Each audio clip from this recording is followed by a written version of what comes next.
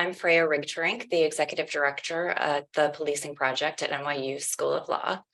Today's webinar is part of the Policing Project's Reimagining Public Safety Initiative, which we call RPS. RPS is an expansive effort to learn about and support jurisdictions that are redesigning their public safety systems in ways that are more responsive to communities, with a particular emphasis on alternative response and non-police response.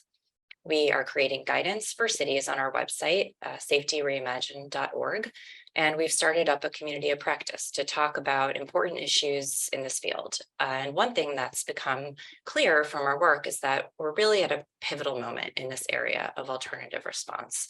This has been an incredibly active and exciting field over the past few years, full of innovation and creativity.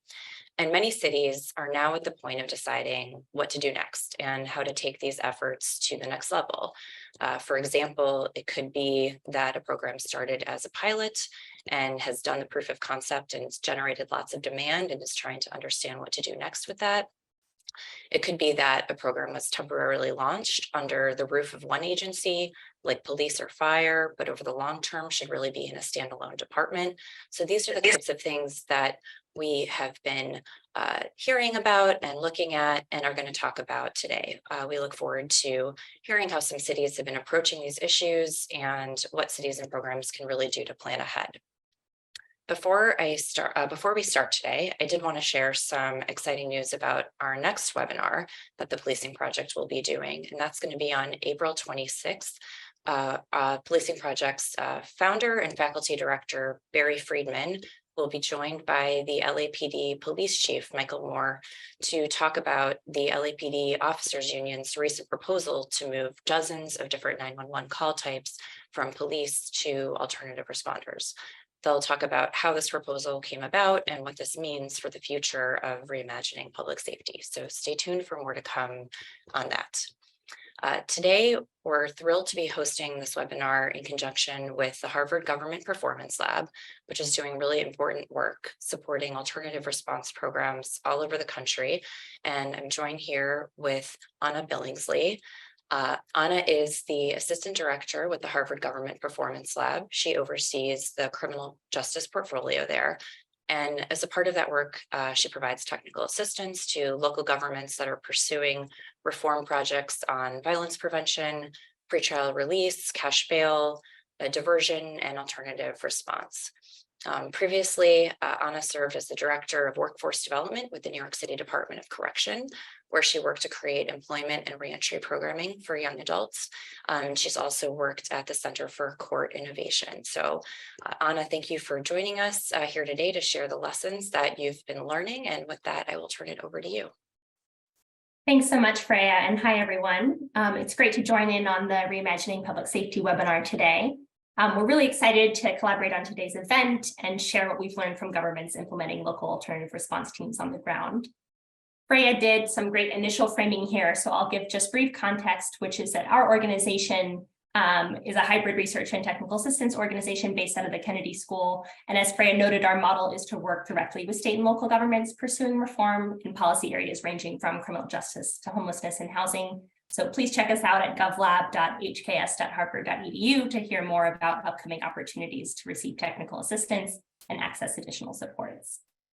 As it relates to alternative response, for the past 3 years, the GPL has responded to requests for support from cities, counties, municipalities that are testing the direct dispatch of unarmed responders to 911 calls instead of police, fire, or EMS. I think one of the reasons that we're so excited to be a part of today's event is that most of the jurisdictions that the GPL has supported are piloting these teams with the intention of turning them into a fourth branch of response within their 911 systems. And that is recognizing that in many places, 911 has become a catch-all for a whole range of topics and issues that traditional responders don't have the resources to address. So in our experience, developing this branch of alternative response teams is about rising to meet the needs of residents. As you'll hear from my GPL colleague, Gabriella, and from Ryan, who leads Durham's Community Safety Department and was a recipient of GPL technical assistance, designing alternative response pilots with an eye towards sustainability and scale can really save governments a ton of time and effort when it comes time to expand operations. We're really glad to see the interest and demand from folks joining this call to think about this early on and look forward to diving in. I'll turn it now to Matthew. Well, thank you and good afternoon, everyone. My name is Matthew Barge. I'm a senior policing fellow at the Policing Project. I've been involved in the Policing Project's Reimagining Public Safety project from fairly early on. I'm also a partner at 21CP Solutions, which is an organization that works with cities and communities across the country on policing and public safety issues. I want to jump right in and introduce our three panelists today, and I'm actually going to let them introduce themselves since what they do every day is intimately related to what we're talking about here. And so I'll turn, if I can, to you first, Gabriella.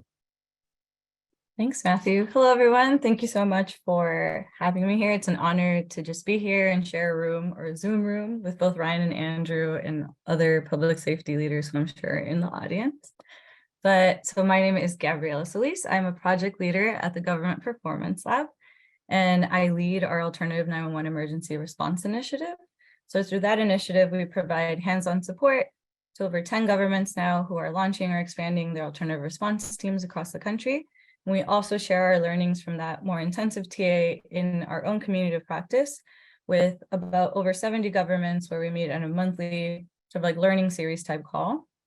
And share about what we're learning as far as what it takes to put up these teams, anything from writing RFPs, hiring literal clinicians and responders and all of that good stuff. So y'all are welcome to join us there too if you're interested. And in my previous life, I was actually in direct service. So I ran or drove a van in an outreach case management team that collaborated with LAPD and smaller police departments in the Los Angeles area. So my background's in social work and really passionate about changing our social service landscape. So I can maybe hand it over to Ryan so he can introduce himself. Thanks. Good afternoon, everyone. Ryan Smith. I'm the director of the City of Durham's Community Safety Department in Durham, North Carolina. Our department is the newest public safety department created here in Durham. We were created about a year and a half ago.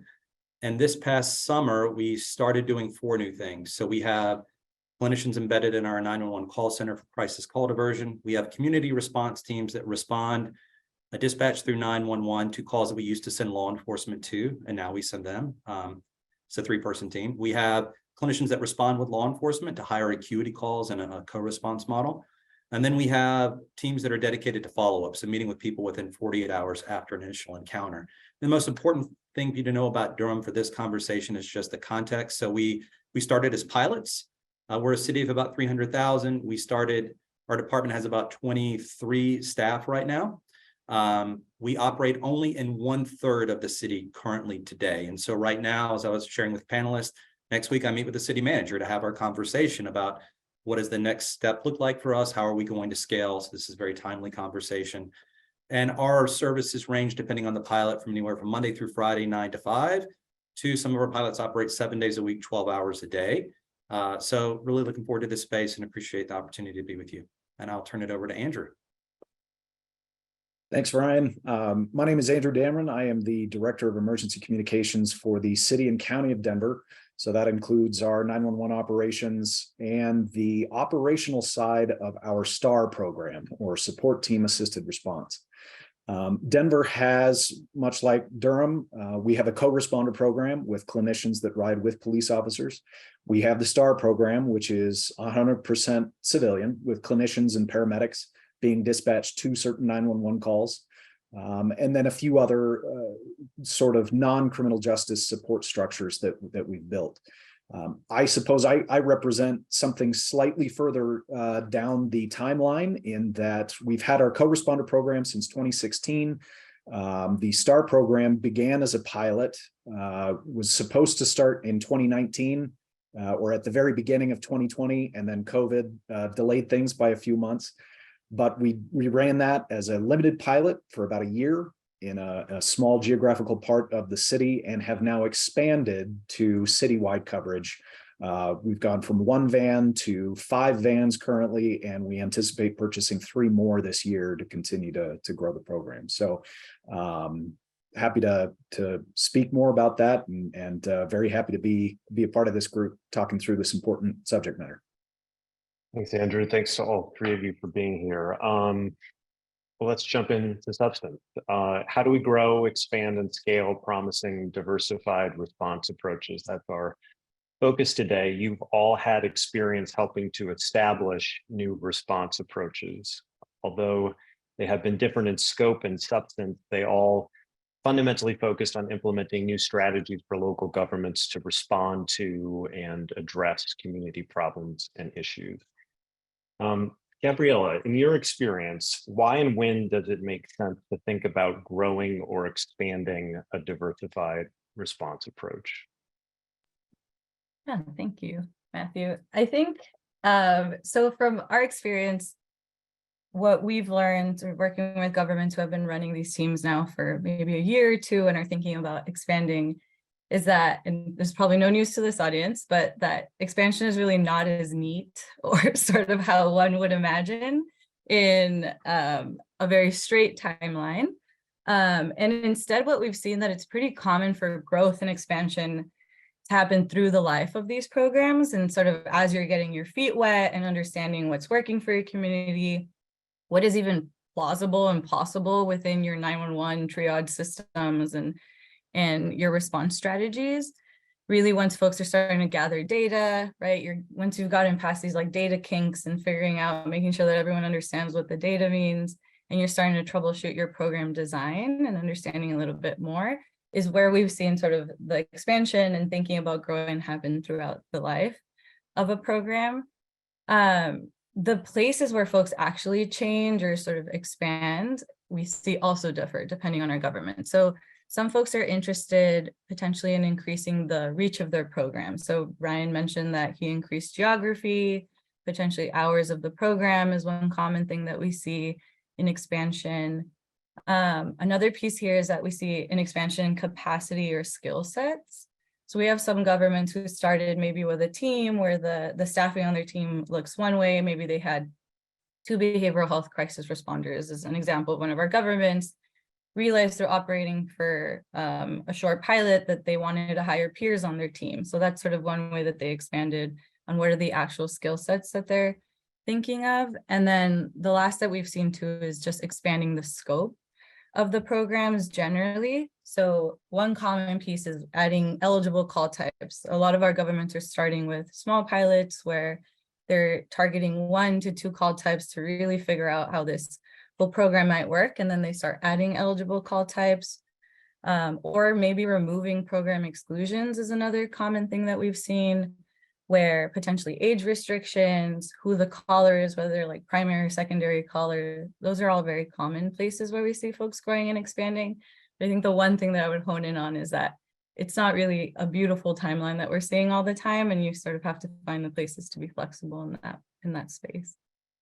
Yeah, so are there particular factors or sort of junctures that you've seen kind of pointing the way toward an opportunity to scale or the need to scale something that's more limited or pilot into something that goes further?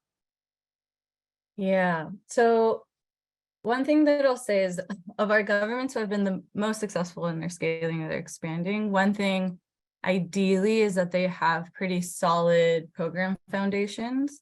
So they have very clear operational protocols, very clear triage protocols, sort of a clear staffing plan. And that, I think, first and foremost, really gives you the space to grow without losing fidelity to the program model that you wanted and sort of the outcomes that you were hoping to. So I think that's like your foundational factor, is that you want to have that down. From there, I think factors that we've seen in our governments are a common one is that maybe your teams are not having the impact that you wanted or expected. Whether that is that you're having good outcomes, you're seeing things that you like, but not at the rate that you wanted. So maybe a little bit of a good thing is what you're seeing, or you maybe are seeing not the types of outcomes that you expected. So maybe your teams are performing not as great as you thought. So that might be folks have tweaked sort of, maybe my pilot focus is too small, maybe our peak hours have changed, whatever, our team isn't as busy as we expected. So that's one place, a factor that I would say. So maybe you're not seeing the outcome or the impact that you wanted. The other thing that we deal with a lot is political push and pressure. So that's like another factor, whether that's from elected officials, from community advocates. I think one of our teams recently, or one of our governments recently, had to expand because there was a new sort of city councilor who was elected, who was really gung-ho and had run on getting these teams in their jurisdiction. And that really sped up the scaling and expanding plan, because they had this new elected official that they had to respond to some extent. And then there's also the last factor that I'll mention is these very consistent government cycles. So whether that is, like I mentioned, an elected official changing, or but also budget cycles are really clear opportunities that we're seeing for new funding allocations, and where city leaders are expecting some sort of scaling and expanding plan. That all makes a lot of sense. Andrew, it occurs to me that you've been through some conversation about scaling. And I wonder if I can bring you in to maybe talk about whether there were any decisions or approaches you made at the beginning or kind of earlier on in the implementation of a pilot kind of phase that prepared you well to scale up. What kind of are some of the features that maybe set up a program well to scale up successfully, or maybe what are the things that maybe set you up a little bit less well when it came time to kind of grow? So for us, it was data collection was really the most important element. We from the very beginning, and I'm speaking a little out of turn here because I wasn't with the city and county when things first started.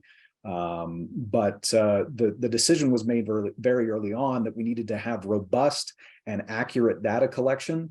And not only that, we needed the subject matter experts to be a part of the process who could also help identify what's statistically significant within that data set. You can collect all kinds of data, and then you can make it say really whatever you want to. So you need to have folks who know what they're doing when it comes to data analysis to really show a clear, accurate, and honest picture of the work that you're doing and the work that you want to do. You know, we looked at it from the point of view of, well, so one of the things that where we didn't do that very well is when we piloted the project, we were pretty good at collecting the data for the limited pilot area. So not only was our pilot, we only had one van that we were dispatching to 911 calls. And we had limited hours. It was Monday through Friday, 8 hours a day, but it was also limited geography. We were focused on the downtown corridor. And so from here in 911, our call takers were flagging the STAR eligible calls, but only for that downtown corridor. We were losing all of this data for the rest of the city, which once we figured that out, it was like, well, we're going to need to justify the growth. And we need to be accurately capturing that information citywide. So we had to very quickly kind of retrain the team and say, well, look, even though the pilot only operates downtown, let's mark everything that's STAR eligible so that we've got a more accurate picture of the need within the city.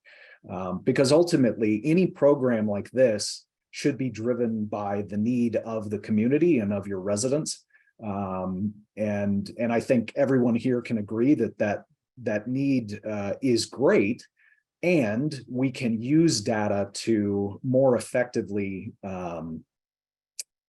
approach that the solution to that problem by sort of allocating our resources as best we can. Yeah, that makes a lot of sense, and I think is related to the next topic I want to turn to, which is more specifically how to think about making decisions about exactly how to scale. And Gabriella, you covered in your initial comments some of the things that the ways that jurisdictions can think about growing or scaling an alternative response approach. I mean, just to reiterate in some ways, some frequent ways that programs approach scaling are, I guess, one bucket would be doing more with more, right? Expanding the scope or reach of the program by going to more call types or incidents, or adding response hours, or expanding geography. And then I guess another bucket might be doing more with what you have by kind of better utilizing capacity, honing in on the most effective kinds of responses, refining response protocols, that kind of thing. Ryan, I want to get you involved on this topic. Based on your experience, how do you figure out how to scale? Can you talk a little bit maybe about your experience with, sort of navigating the decision-making process? Yeah, thanks. So first, just to remind people our context, because I think the context does drive part of how this is going to unfold. So we started with pilots, and we started with pilots that operated over a limited scope in the city, about 1/3 of the city. And I think when you make that decision, because not every city chooses to start that way, you're already building in, I think, whether intentionally or not, some pressure that's going to happen over time to expand service. And I think we've been operating now for about 9 months. And as we've been operating, and it's going reasonably well for a brand new thing, and there's good data out there that I can talk about and good stories, it begins to build an expectation that in this next budget cycle, you're going to see an expansion. And so for us, primarily, you talked about, is it more with more or more with the same? I think if you're going to expand and get to more parts of the city when you only have enough staff to operate within a certain part, you're going to have to do that by adding more staff. And so right now, fundamentally, we have been building on this model of, we're only operating in a third. This would be valuable to other parts of the city. What does it take to resource to get this citywide? And then eventually 24/7.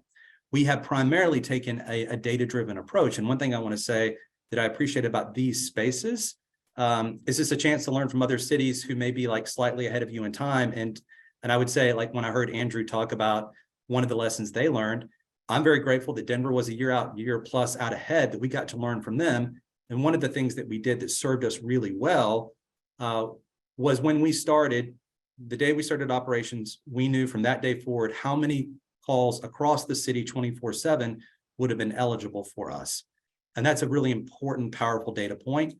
And it came because we were fully integrated in our 911 system. And so as calls come in and are coded by call takers, all those codes, even if they're not in our current service area, get a tag for eligible for HART. And we also, from day one, had a public-facing dashboard that was integrated with all of that could begin to make the case publicly and to elected officials, and also for us, about not only how we were operating, what calls we were taking currently and some of the outcomes of those calls, but also how many calls were being missed and in what parts of the city. And if anyone is interested in that, you just go to our website is durhamnc.gov/HART, and you can see our public-facing dashboard, and there's tabs there to see eligible calls. That has been really foundational for us as we began to proceed. So to go back to the previous conversation, I do think another thing that's important for why and when to scale is being able to demonstrate results. For us, that was being able to show that we could do it safely, which is a big question around like unarmed responses, to talk about response time, to talk about hours we're able to save, like law enforcement that can be spent in other calls. All those things are part of, I think, what builds the case about why and when. And then we were able to look primarily at call volume and show, like right now, we have about 7,000 calls that are eligible in our current service area. If we expand citywide, that adds an additional 11,000 calls a year. If we eventually scale 24/7, that adds an additional 19,000 calls. We were able to like map all that out, create options for our senior leadership about, we could, depending on what the appetite is for resourcing this, based on these type of staffing models and how much time and how many calls our teams can take per month. We estimate it would take this many teams to get citywide or 24/7. So we can arm them with the best information so that they can determine the timing and path towards increasing services.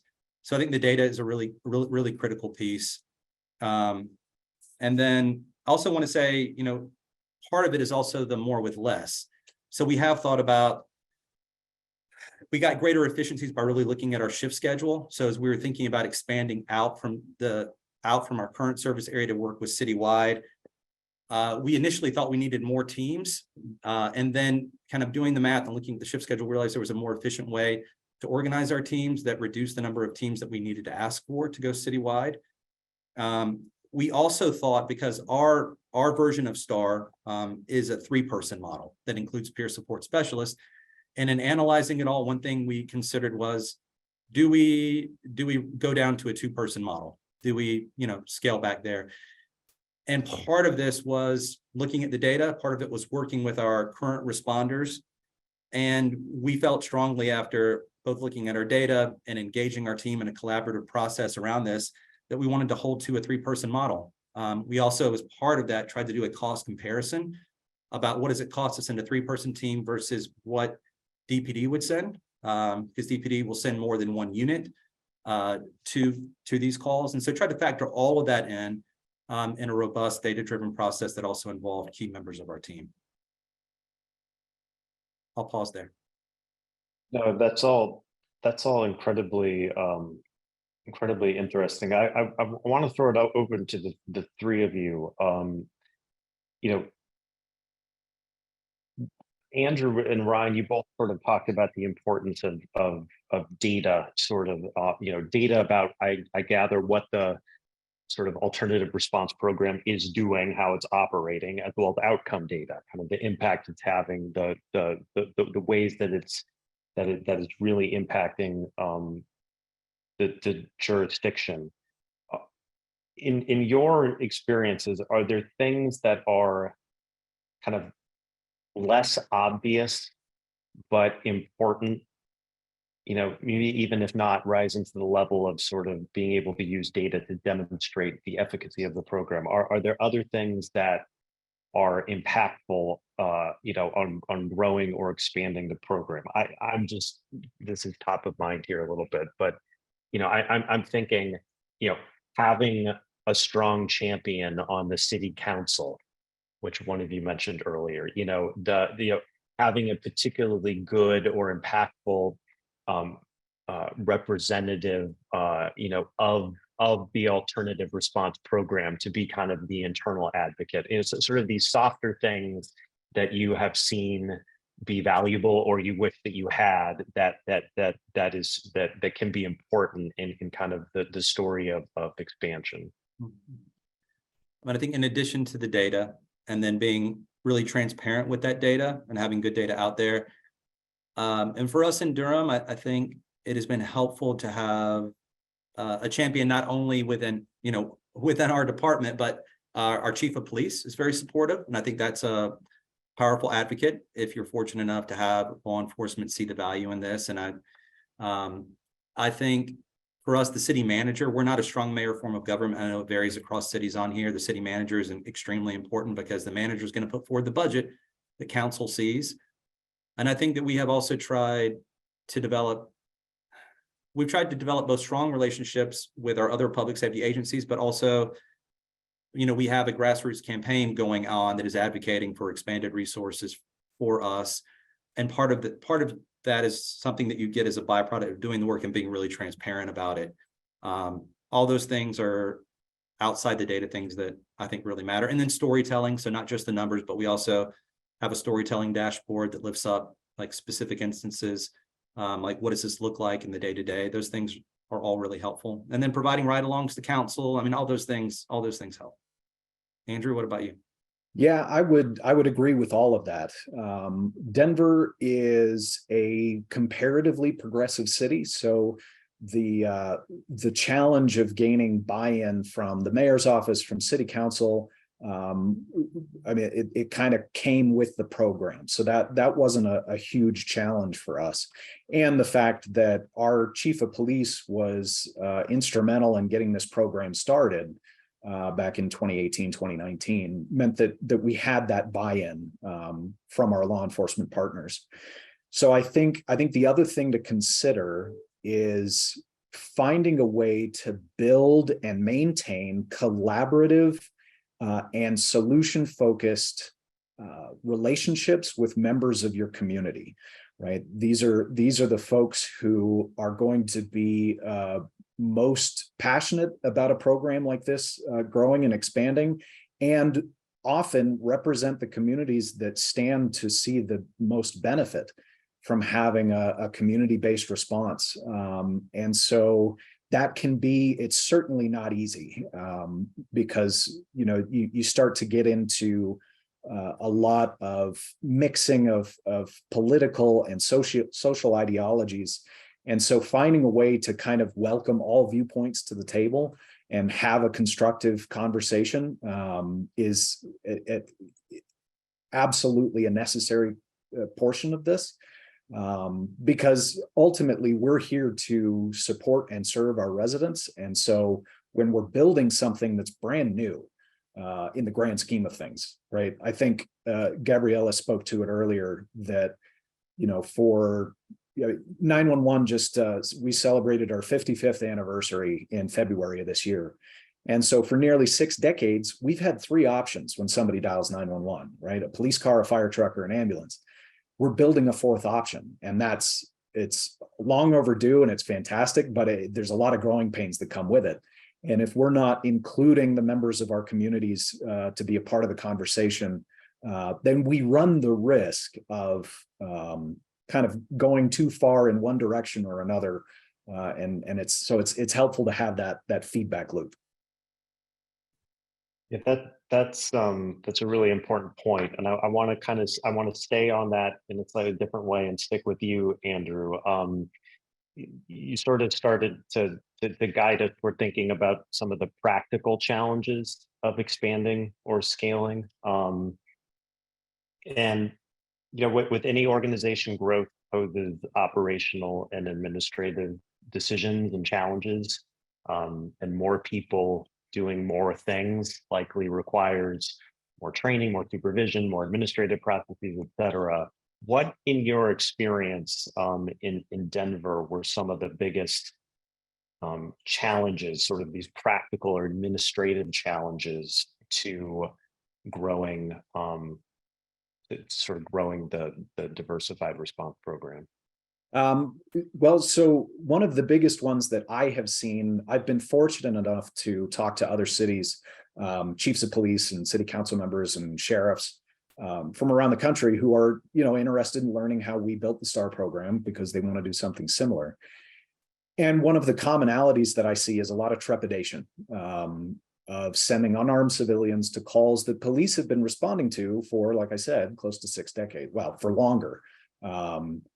And at least in Denver, we were fortunate in that we had the existing co-responder program since 2016. So the Denver Police Department had been working side by side with clinicians, folks who had been community mental health workers, and therefore they understood the value that these folks bring into the field. So then when it came time to build a 100% civilian response, we did not have a huge mountain to climb with the Denver Police Department because they already recognized the value that these folks bring and the impact that they would have on the community. But what we did find, well, I will say, in addition, we found that the trepidation that exists within law enforcement also exists within your 911 dispatch centers. Denver 911 is a civilian agency. We are completely separate to the Denver Police Department.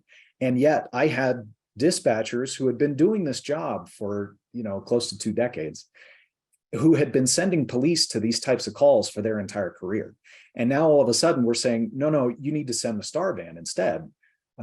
There was some trepidation among my team as well. And so identifying how we can build the culture internally to help to impart the importance of the program, the STAR program, and sort of build it into our culture that this is our 4th response option. You know, during the pilot, police was still the default. If STAR wasn't available, we were still sending police. And now we've evolved the program to the point where if it's a STAR eligible call, it holds for STAR. And folks who call 911 and specifically ask for the STAR van, and we will ask them, do you want a different response if STAR isn't available? Because today we can't meet the need within the city. We're not even responding to half of the calls that are eligible for STAR. But if folks don't want another response, then we'll say, okay, that's fine. You'll get STAR or nothing at all. And it could mean that you get nothing at all. Are you okay with that? But having that conversation with our residents, setting those expectations, but at the same time, making sure the team here at Denver 911 is bought into the process, understands the value that the STAR program brings to the city, and can therefore advocate for it when they're on the phone or on the radio. And so, Andrew, you sort of alluded to some practical constraints that might surface, right? That there are more calls that are STAR eligible than STAR can respond to. And maybe we can spend a minute, Gabriella or Ryan, from your perspective, kind of unpacking what some of the practical limitations on expansion might be. I mean, I'm thinking things like recruiting the right people as alternative responders, making sure that they're well equipped and supervised, the funding to do all of those things. I wonder if you can talk, maybe Ryan, I'll start with you, and then Gabriella from your broader perspective, just to talk about some of those really practical kinds of considerations. Yeah, there are a number of, I think, limiting factors that affect the timetable, for one thing. So one is, you mentioned recruiting. Even if there was funding available for us to go 24/7 next year, I don't think we could reach that in a year time for all the recruiting and onboarding and training to do that right, because those are really important decisions. It's going to take some time. It takes time to develop. We talk the same way. We're developing a fourth response, and to really stand up a fourth response that is reliable, that is able to take calls whenever they come in, is going to take time to get there. So those are factors. I think you run into a range of, vehicles. Anyone doing this work knows how hard it can be to get vehicles, and like significant supply chain issues, space. Where are you going to grow this? Right now, we started renting some space. We're now in City Hall, but we're already at capacity and thinking about how, accommodate those things over time. I also think we were talking about culture a little bit, and primarily Andrew was talking about culture in some of our public safety agencies, but also think for us, we're a brand new department, and we're trying to establish our own culture and identity of what it means to do this work, what it means to support one another so that this work can flourish. I think scaling always presents real challenges in terms of like maintaining the type of culture that you're developing, when you're small and as you grow. So there's a range of things that require a lot of careful thinking and care. I do want to underscore, though, Andrew's points were so spot on, and certainly things that we've experienced. Some things that we have found practically important in terms of helping other responders become accustomed to these new responses and build their confidence. One is, when we started our pilots, all of our responders for our unarmed response teams operated on the same radio channel as police. And we did that for some practical reasons, but it had unintended benefits of officers being able to actually hear the work being done and know that these were calls that the team was taking. They sounded professional on the radio, and they weren't having to come to their aid. And I've had officers come up and say, hey, I just want to say I was really skeptical, but I hear you doing the work. And I just really appreciate it, because they also know those are calls they don't have to go to. It's saving time. So I think that's been a confidence builder. For our 911 staff, we found the same thing. It made me think of a story of a call taker who trespass is one of our most common calls for our version of STAR. And in one of the debriefs, one of the dispatchers said how reluctant they were to send our team to a call because it was in a cemetery. It was someone who was trespassing in a cemetery, and they felt that cemeteries were scary places. And I just think all those things, factor in, that people bring into it their own lived experience, their own previous experience of hearing how calls go. And it takes a lot to get through that. For our call takers, we started doing ride-alongs, offering them chances to go ride with our teams so they can see some of it. And then we also try to circle back and let them know how some calls go, at least at a broader level, so they can get a better sense of how this work unfolds. But that's really important work. Gabrielle? Thanks, Ryan. Yeah, I think for me, a couple things come to mind within the hiring and training space. So some of our governments, or I would say the majority of our governments, when they're launching their pilots, they're sort of training people in these like big cohorts where it's like 1 to 4 months of training and everyone is sort of going through the same classroom training, on-scene training. And it's just a much more structured setup. And I think once people start growing their teams and sort of turnover happens, or people are coming in and out of your program, sort of like any other social service program, that the idea of having these like big long-term trainings don't really function in real life as much when you're having to train one person or two at a time. So what we've seen some of our governments start to think about is how to stagger training to some extent and figure out what training does a person absolutely need to have to sit in a vehicle and be safe and respond to, and what training can someone wait off or do as like continuing education as they're writing and providing responses already.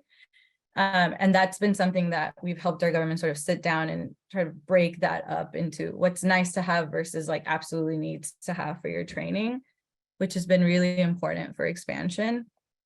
I think the other piece that both Ryan and Andrew highlighted was the importance of just not forgetting about 911 call takers and dispatchers and staff. I think oftentimes when we are launching these pilots, there's like this huge launch and everyone's like, this is going to solve all of our problems and it's going to be incredible. And we're like training, we sort of train the department for a really small pilot that maybe has one team in one neighborhood and going on very few calls, where when it comes to your point of expansion, the vast majority of your 911 staff likely has never had to triage one of these calls. So that one, you have to rethink about like training and sort of how you're revamping the program and making folks excited about it again. The other, I think, unintended consequence that we've seen is when we're running these small pilots that are set up for slow growth and learning, and the program managers sort of know and are on the same page that this is how we intended the program to roll, that a lot of the staff who are on the ground, whether they're first responders in the field or 911 staff, because the impact is so small, I think there's a risk for the rhetoric to be that the programs aren't effective or they're not working, which you really have to manage the expectations around what the pilot is, like how it's meeting our goals or the outcomes, and really what your plans for expansion are and at what point it's going to have an impact. Because I mean, some of these governments are triaging thousands of calls a day and they go weeks or months without seeing potentially themselves like a call that will be diverted to this team. So that's one thing that I would say about like managing those expectations too when you're running these small pilots.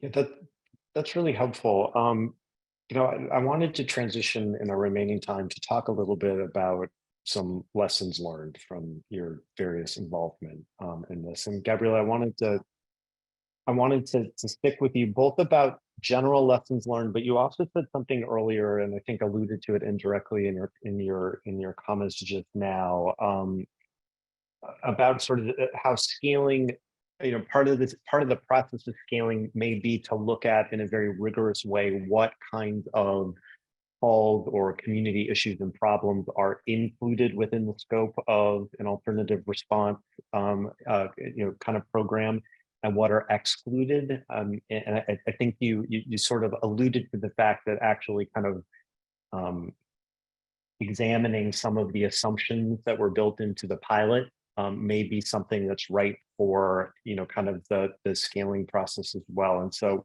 maybe let's just start with that, right? In terms of how scaling can be an opportunity to kind of grow or change or expand the actual substantive charge of the program, if that makes sense. Yeah, that makes total sense. Yeah, so that's a pretty common approach, I think, that we've seen in our governments. Usually folks will set up their pilots to include maybe 1 to 3 call types that they feel comfortable diverting to the alternative response teams, and usually will lean on very strict exclusionary criteria. So you have your common ones that are like no weapons or no intent to use the weapon, no violence on scene, things like that are more like our safety exclusionary criteria, but what we see in our governments is that they'll add on other restrictions based on the characteristic of the caller that we have a little bit more flexibility around. So we have some folks who say for our pilot period, we're only going to 18 folks 18 years or older, or they'll have some like age restrictions, 18 to 60 something. A common one too is we'll only go to calls outdoors. We're not going to any private residences, things like that. Or things around who's actually calling, like first, second, or third party callers is what we mentioned. And that's one thing that we've been really able to push some of our governments on, I think, as they're thinking about expanding, because folks are realizing that maybe some of the exclusionary criteria is very strict and makes it really hard to get calls. So it gives us an opportunity to work backwards and see like, okay, where are you all losing calls? What is it about going out to a call that is for someone that is maybe underage? Like, is it something about your training that we could adjust? Is it something about creating relationships with referral resources that will make you feel more comfortable with going out to these calls? So we do some of that thinking too. Another piece that we've worked on is expanding eligible call types. So one of our governments, for example, started their pilot and ran for, I think it was like close to 6 months, only with a very small subset of call types. And after the dispatchers got comfortable, the responder team, the other first responders in the field got comfortable, and they were seeing some more successes in their program, they decided to actually screen all call types that were coming into 911 for an alternative response. So that was a huge expansion where they realized, like, okay, our call types are sort of arbitrary in this jurisdiction. That varies in depending on where you're at. So let's just, if we all feel comfortable that our exclusionary criteria is doing a good enough job of skimming off the unsafe ones, and we're saying we have exclusions on priority types also, then they felt comfortable to expand in that way. So that's like another example of how we were able to expand responses. I think that's really helpful. Under this sort of banner of lessons learned, I wonder, Ryan, because it may be especially top of mind for you right now, but also Andrew, based on your experience, I wonder sort of about the recruitment and retention kind of angle to this, that, you know, scaling may implicate the need to have more people involved in the alternative response. And you know, local governments across the country currently are experiencing challenges recruiting and retaining high quality individuals, and obviously professionals who may respond to the scene of various community problems and challenges, that their particular responsibilities and experiences that those individuals generally you know, need to have. Talk to me a little bit about kind of how you've navigated thinking through, you know, the need to recruit and retain talented, committed professionals to kind of make the types of programs you're involved with work. Andrew, I'm not going to have a lot to say, so get ready to go. You know, one thing I think, you know, we're fully staffed, but one of the things I try to do is actually set expectations, because we're still a small department. You know, we're in the mid-20s, and it took a little bit of time, but, you know, all of our other public safety partners in Durham are struggling to recruit and retain. And as I think one important thing is just to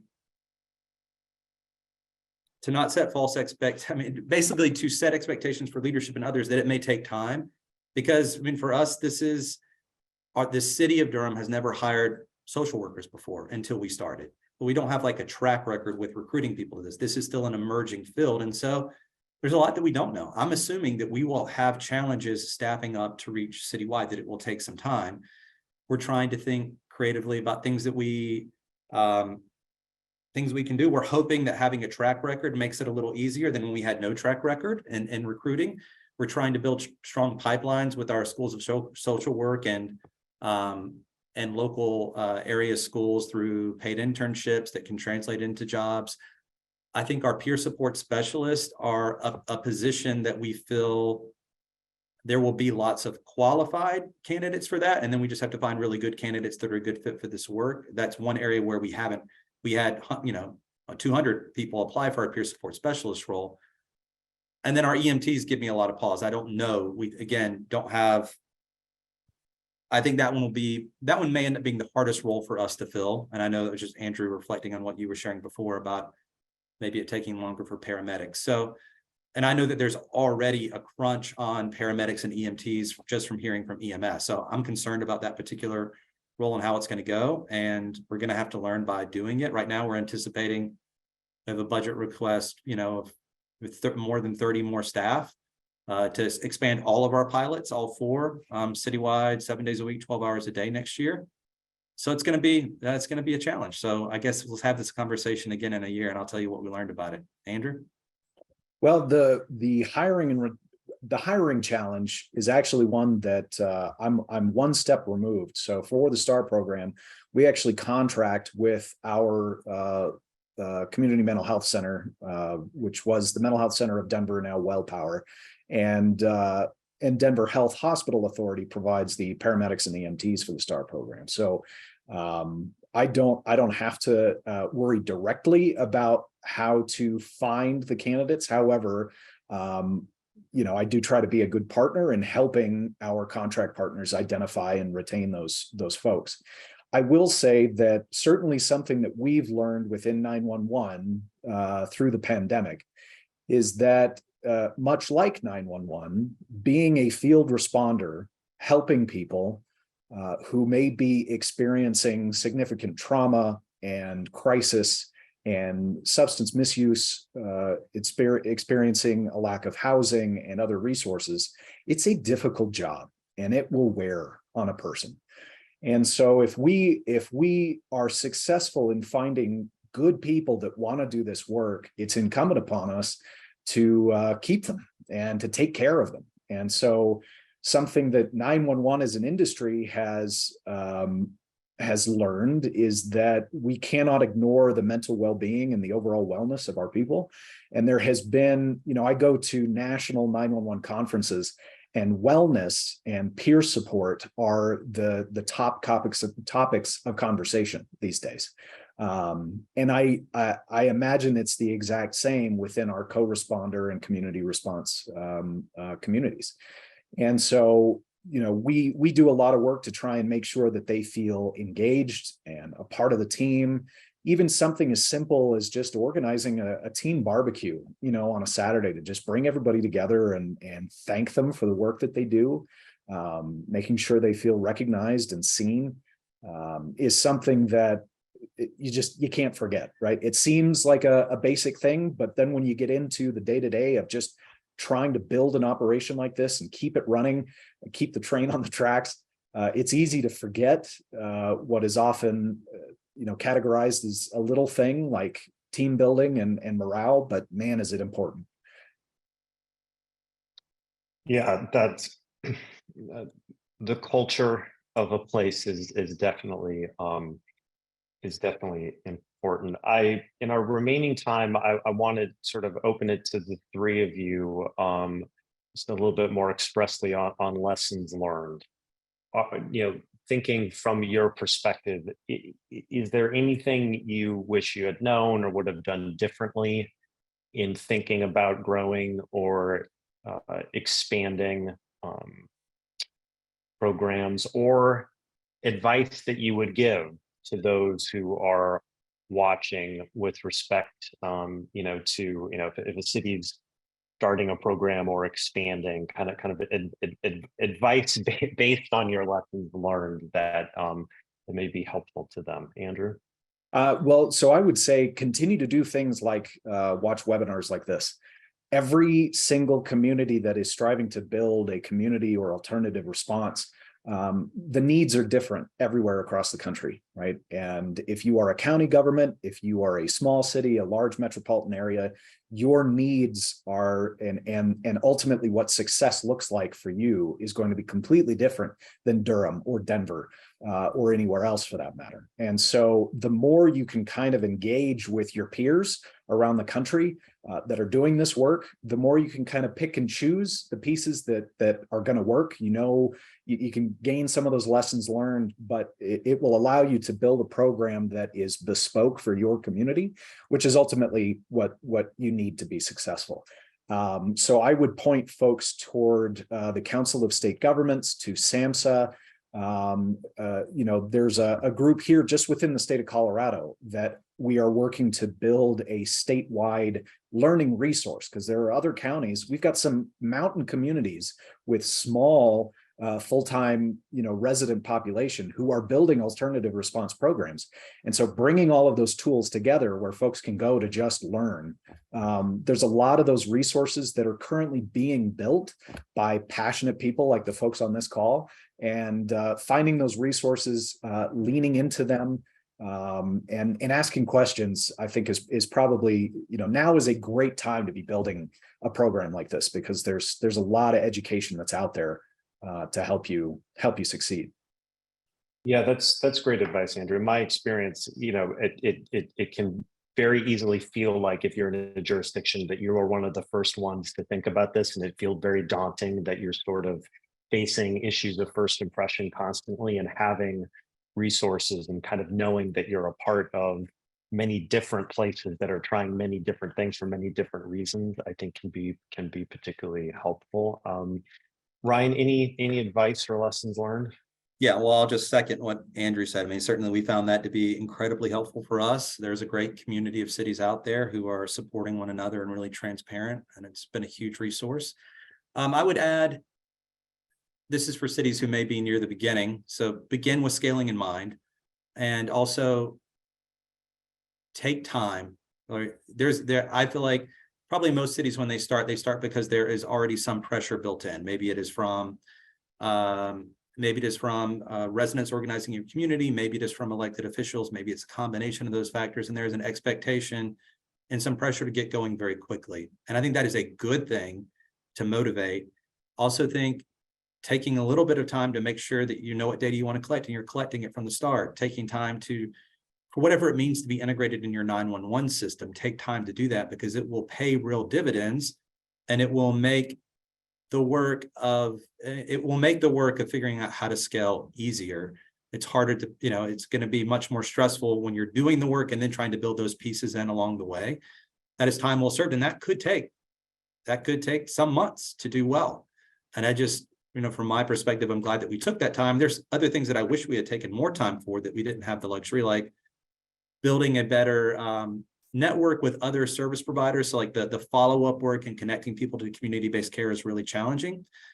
And that was one thing that we didn't spend enough time in terms of establishing our network as new responders. And I think that made that particular part of our work harder and harder to see its success. And it takes time to do that while you're busy doing all the other things. So in general, I would say take as much time as you can. Don't feel that a year is too long to plan. There's so many aspects of this to do it well and set it up for success. I'm grateful for the 11 that we had, and I would have taken 4 more. So. Yeah, no, that's very helpful. Gabriella, I have about 60 seconds. Any words of wisdom you can compress into that? Yeah, I would just plus one what Ryan said, and I really do think with the data and sort of all of that good information that we'll have, to like schedule specific time where you're looking at that and thinking about expansion only, and sort of having some hypothesis in your mind of like, okay, if I see X, I know I can do this, and this, or I can expand or flex this way, I think is going to be really important. And then the last thing I'll say is, don't assume that everyone is aligned with your why of like why you're doing this program, and why this is a good option for 911 alternative response, and just every opportunity you have to reiterate the why, I would take it.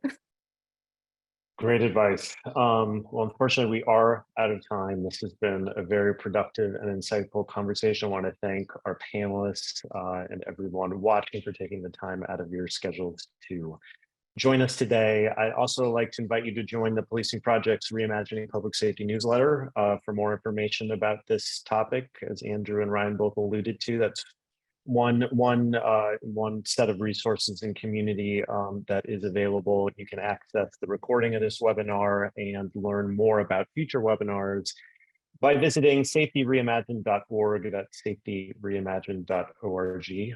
Thanks again, everyone, and have a great day.